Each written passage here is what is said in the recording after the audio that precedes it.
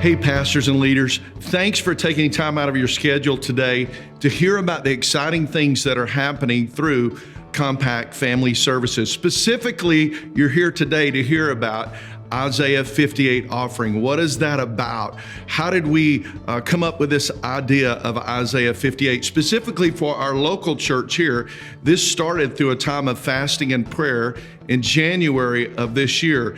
As we were moving through fasting and prayer, I began to read Isaiah 58. And many of you know this, as you read Isaiah 58, there's actually two ways we can fast. We can fast that benefits us and what we really want, or we can fast in such a way that it benefits the kingdom and the purposes of God. And as I began to read, I came to verse 6, and listen to what Isaiah 58 and verse 6 says. It says, "Is this not the kind of fasting I have chosen, to loose the chains of injustice and untie the cords of the yoke, to set the oppressed free and to break every yoke? Is it not to share your food with the hungry and to provide the poor wanderer with shelter, and when you see the naked to clothe them, and not to turn away from your own flesh and blood? Then your light will break forth like the dawn, and your healing will quickly appear. Then your righteousness will go before you, and the glory of the Lord will be your rear guard. And then you will call on the Lord, and he will answer, and you will cry for help, and he will say, 'Here am I.'" When I read that, I thought, you know what I want to do? As a pastor, I want to lead my church into something that is beyond themselves. That this time of fasting and prayer would actually go to help others. And so as I began to pray, I thought about all the money that people are saving during a time of fasting and prayer.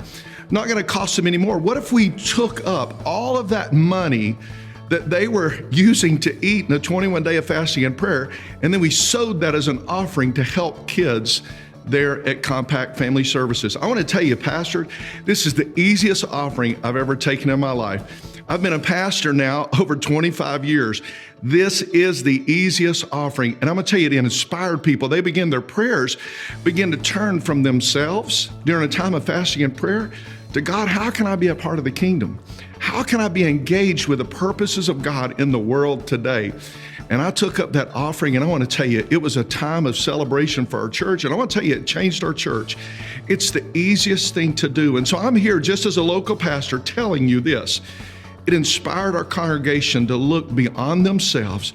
They gave in such an abundance. I was amazed at the offering that they gave, just really on the spur of the moment.